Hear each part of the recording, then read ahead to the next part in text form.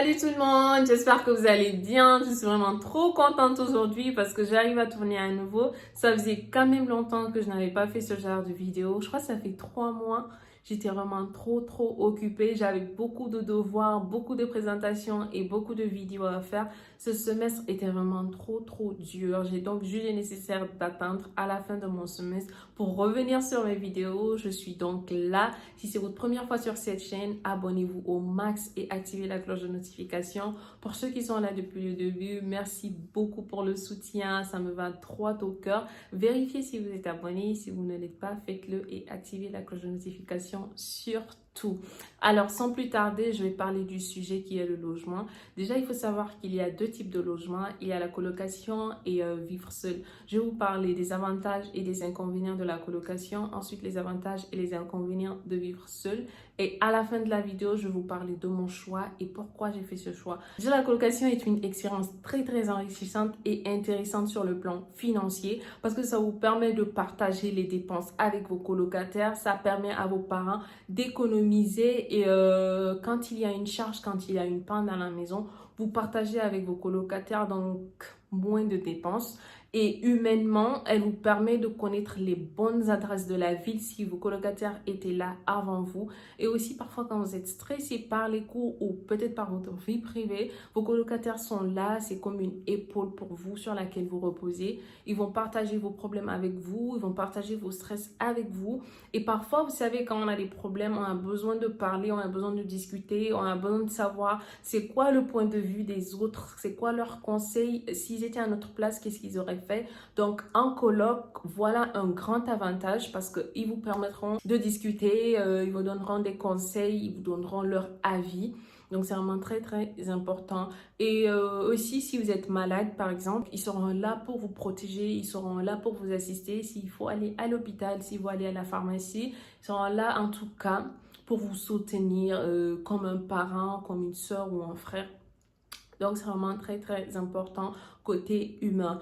Je vais vous parler maintenant des inconvénients de la colocation. Déjà, il faut savoir que financièrement, c'est vraiment très stressant. Pour commencer, par exemple, à la fin du mois, votre colocataire peut vous dire, s'il te plaît, tu peux m'avancer parce que j'ai pas encore reçu mon argent. Si ça se passe une seule fois, c'est compréhensif.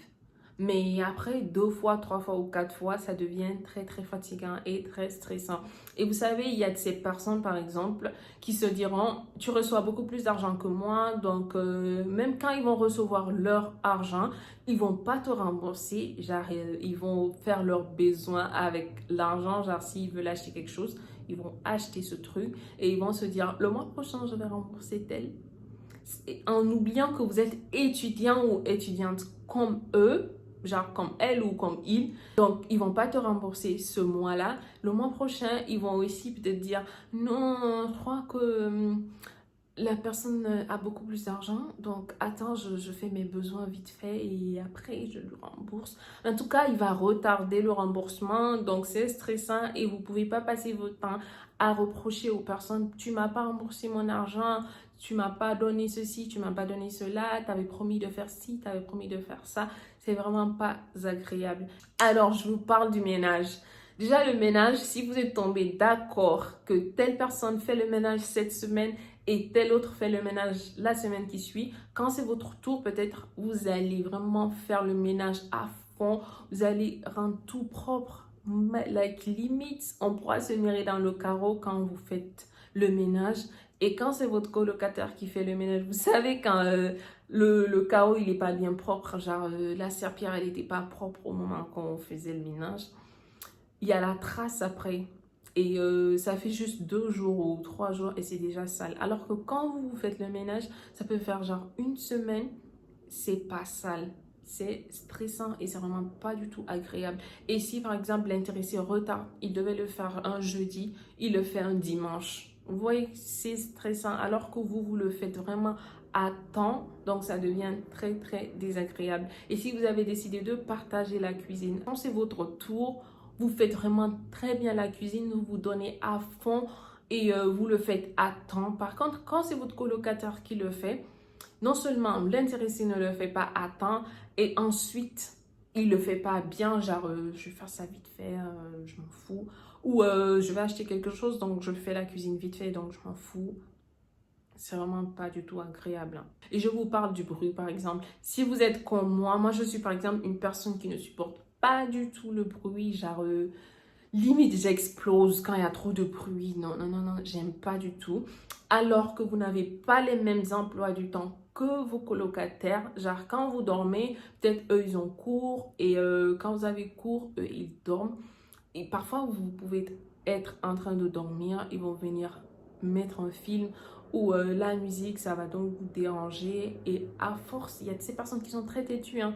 Vous allez leur prévenir une fois, s'il te plaît, telle personne à cette heure, fais pas trop de bruit dans la maison parce que je dors, j'ai cours après. Certains, ils vont le faire exprès, ils vont le faire plusieurs fois et ça devient très, très désagréable parce que vous allez quand même pas passer votre temps à dire je t'avais dit ceci, je t'avais dit cela. Donc, c'est encore un point très négatif. Et pour la salle de bain, là, c'est mon défaut, par exemple. J'aime beaucoup passer du temps dans la salle de bain. Et si, par exemple, votre colocataire a besoin de la salle de bain, ça sera dérangeant. Genre, tout le temps qu'il veut rentrer dans les toilettes, toi, tu es là. C'est fatigant, c'est stressant, je vous le dis pas. Et quand vous voulez étudier, il y a du bruit dans la maison, c'est stressant, mais de ouf. Aussi, votre vie privée n'est pas du tout protégée parce que imaginez vous vivez avec un escroc qui va raconter votre vie dehors, qui connaît tout le monde, genre, quand vous sortez, vous êtes choqué de savoir que les gens sont au courant de ce que vous faites. Donc, c'est stressant parce qu'ils savent l'heure à laquelle vous rentrez, l'heure à laquelle vous sortez, tout ce que vous faites. Et parfois même, vous vous confiez à eux. Et en fin de compte, votre vie est dehors parce qu'on ne veut pas forcément que tout le monde sache ce qui se passe dans nos vies, hein. Donc, imaginez que ça sorte dehors. Après, vous savez même pas c'est qui.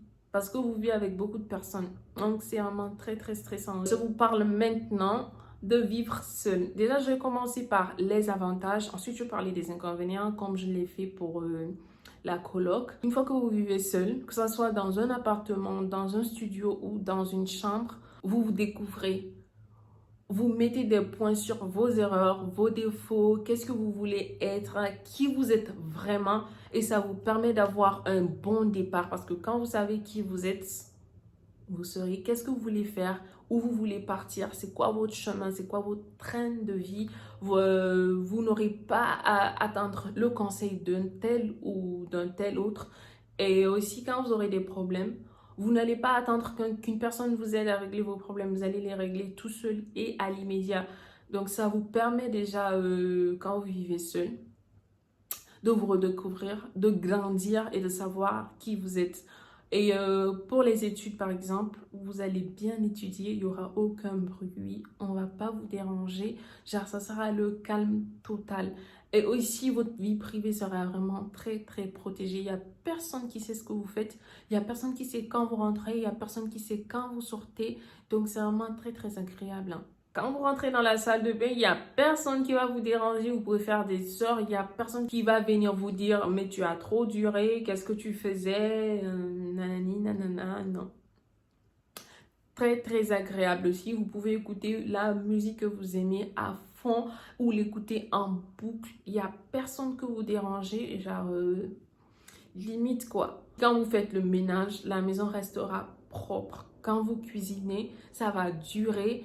Et vous n'aurez pas à attendre quelqu'un tout le temps pour cuisiner. C'est vrai que c'est pas facile, hein. Parfois, vous êtes là. Genre, je dois faire le ménage, je dois cuisiner, je dois étudier. C'est vraiment pas du tout facile. Mais après, les avantages, c'est quand vous finissez de le faire, personne ne va salir et ça va durer pendant longtemps.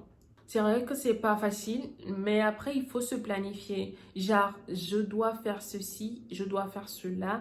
Et vous vous planifiez en fonction de votre budget. Si vous savez que vous recevez telle somme, arrangez-vous à ce que vos dépenses restent dans vraiment votre budget. Il ne faut pas prendre quelque chose qui est plus que votre budget, hein, parce qu'après, ça sera fatigant, ça va vous stresser.